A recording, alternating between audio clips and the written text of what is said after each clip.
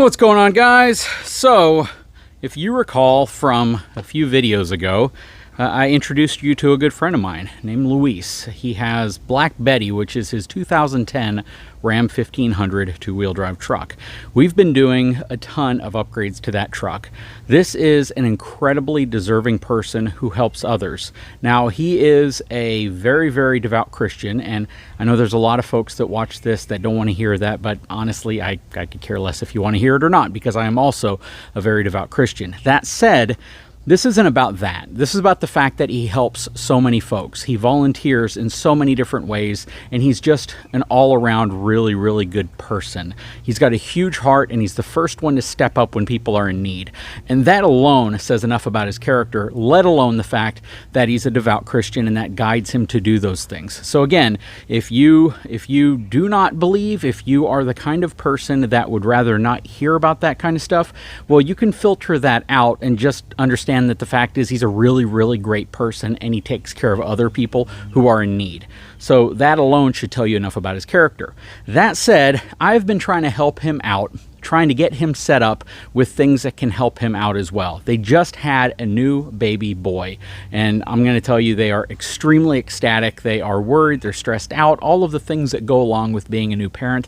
I know what it's like. I know a lot of you all know what it's like as well. So I am praying for him, and I would ask that you all do as well if you're into that. So that said, what you're looking at in front of you is something we actually talked about in one of the first videos that we did in terms of working on his truck. His truck is going to be used to haul this around. Now, he just bought this. This is a food truck that he bought from a family member who wasn't using it. He paid for it. It wasn't given to him. He bought this with the hopes and dreams that he would be able to start a food truck business or a food trailer business, whatever you want to call it. I don't really know if something like this is called a food truck, even though you see these at the events where they're specifically set up for food trucks. So I'll just call it a food trailer. So this is his trailer. It does not have any weight stickers on it, but it is a good quality trailer. This one's made by Wells Cargo, which is definitely a reputable brand. There's a lot of things that are customized about this trailer specifically for the food service industry. One of those is the fact that it has a very unique frame up front. Now, this is an A-frame you've probably never seen before unless you have a food trailer, and the reason for this is because it's designed to cradle a bunch of stuff, whether it's going to be your propane tanks to cook with, your generator, things like that. This is basically your front deck area, and you can see where there were some things attached here at one point. Up front, you have your front tongue jack. You have your standard, I believe this is a 2 5/16 inch coupler, very short single axle trailer. That axle I believe is a 3,500 pound axle. It might be a little larger than that, but what was odd to me was the tire size. I was expecting to see a 14 or 15 inch wheel on here, but in fact it's a 13 inch wheel. It's a really, really small wheel diameter, and I was kind of shocked to see that on here. That said, we have a lot that's going to happen to this trailer. I'm going to help him out as best I can, because quite frankly, this trailer needs a lot of love. It doesn't look like it's gotten it in a while. So we are going to be doing a lot of things. As you can probably surmise, it's going to get new wheels and tires. Okay, over here, this tire actually came apart while he was towing it home. So it lost air pressure while he was towing it, and he had to go very, very slowly and very carefully down a feeder road just so it wouldn't get any worse. We were able to put enough air in it to bring it here. The challenge is that the wheels and tires I have don't fit this. I've had so many wheels and tires swapped out on various trailers, and I thought the wheels we pulled off of my small cargo trailer over there, which is also a single axle trailer, would fit, but they won't, because the opening here is too small for a 15-inch diameter wheel. The tire combination, everything, it would have scraped the upper area of the fender cover the entire time, and that just wouldn't be good. But yeah, so we're definitely going to have to address that. Looks like it needs some new corner lights. All the lights are up here, but we'll probably go with LEDs because it just makes sense. Needs a new license plate light. Has a small air conditioning unit right there. You know what? I have a spare Furrion air conditioning unit inside of the shop. That might be a cool upgrade. It's got it locked right now, so I can't get in it. Definitely needs some lights up there.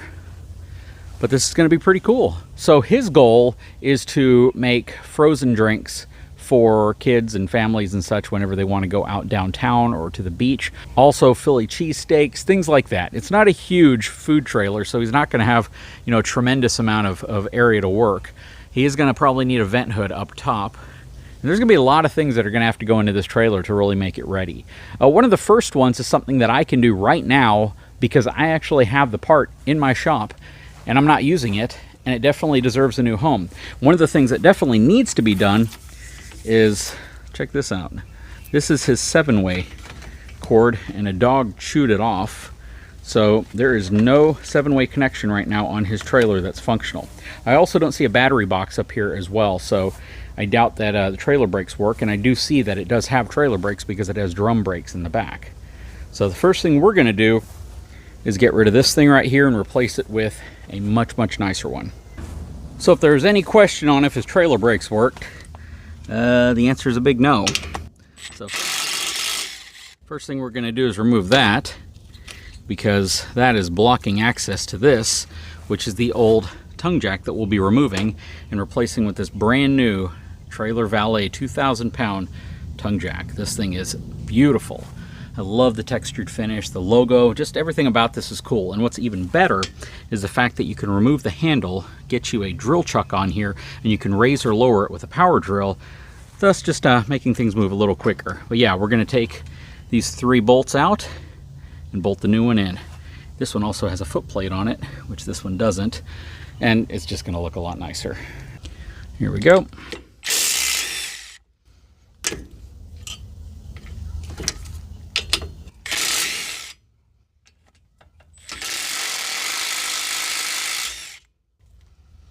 All right, 3 bolts, 1, oh, that's a ground wire.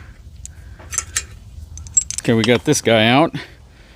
I have absolutely no need for it, so maybe I'll figure out something for it later. But as for right now, we're going to drop this one in. We just have to take the foot off of the bottom of it, slide it right in where that was. Okay, so we have the new Trailer Valet tongue jack in place, have the foot already mounted to the bottom of it. You can reuse these same 1/2-inch bolts.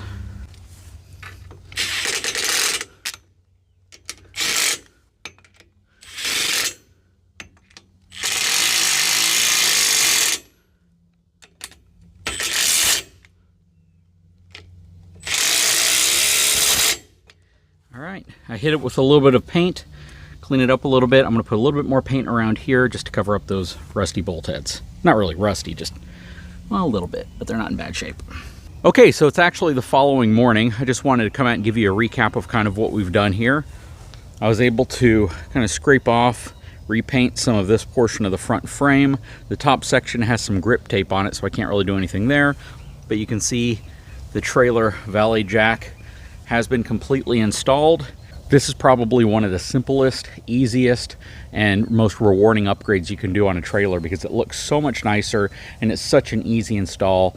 In most cases, you are going to have to hitch it up to your vehicle so you can actually do this, because if you don't, there's no way to actually get the pressure off of the jack leg.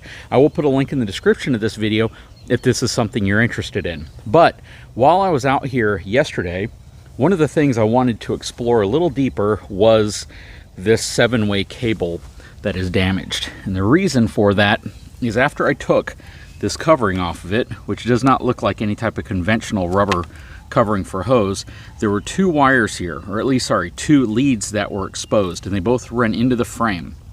After stripping them back, there's 4 wires in here, and there's 2 wires right here.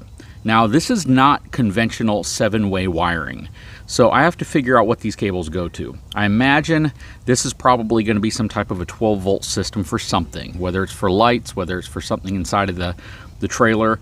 There is no battery box on here. There's no breakaway. Well, there was a breakaway, so it had to have been fed at some point to a battery box. Not knowing where that was actually mounted or how that was mounted is going to be an issue. This cable right here is actually a 110 for the AC and the plugs inside of the trailer.